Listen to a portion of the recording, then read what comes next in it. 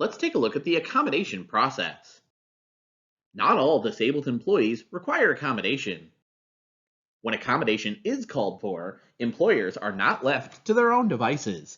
Many governmental and non governmental agencies can provide advice and assistance to employers seeking to accommodate disabled employees. Disabled employees themselves are usually the best sources of information regarding their needs and what will work for them. Employers that become aware of a disabled employee's need for reasonable accommodation must engage in an interactive process aimed at identifying an appropriate and mutually agreeable accommodation. Disabled employees should be involved early and continuously in the process of identifying and choosing accommodation. The EEOC has suggested a simple methodology for this interactive process. First, the job in question should be examined and its essential functions determined. Second, the individual with a disability should be consulted to determine specific physical or mental abilities and limitations. Third, together with a disabled individual, potential accommodations should be identified and assessed. Fourth, an accommodation that serves the needs of both the employee and the employer should be selected. In general, disabled employees or applicants are responsible for making employers aware of their need for reasonable accommodation. Such notification need not be in writing, nor is it necessary for the employee or the applicant to say the magic words reasonable accommodation or ADA. The individual just needs to indicate problems with doing a job or complying with other employment requirements and link this difficulty to a serious health problem. Thus, it's critical that managers listen carefully to employees and recognize when an accommodation is being requested. Also, where the need for accommodation is obvious because the individual's disability is visible and his difficulty in performing essential functions of the job is apparent, the employer should initiate a discussion regarding accommodation. The obligation of employers to reasonably accommodate qualified disabled persons is ongoing.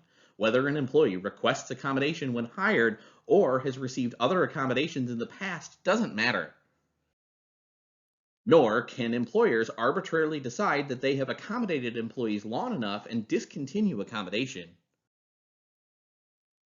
An employee who had been accommodated with a part-time schedule for more than 10 years had a valid ADA claim when his employer discontinued this accommodation and fired him. When presented with requests for accommodations, employers should acknowledge receipt of the requests and act on them as quickly as possible. If a disability was previously unknown to the employer, the law allows the employer to require documentation of the need for accommodation. The primary source of such information should be the employee's own healthcare provider. Inquiries from employers to healthcare providers should be restricted to information documenting the need for accommodations and focus on the functional limitations imposed by disabilities. If the information provided is inadequate to assess the need for accommodations, employers can require employees to be seen by another health professional at the employer's expense.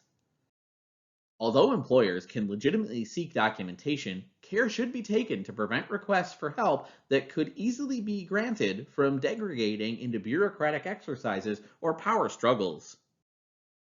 Many employers have policies to guide managers in responding to requests for reasonable accommodation.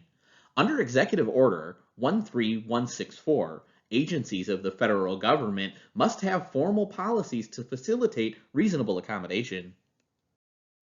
Reasonable accommodation policies should address how to initiate the process, documentation requirements, and notification of the outcome. Employers must document all aspects of the accommodation process. Like medical information about employees, employers are obligated under the ADA to keep reasons for accommodations confidential.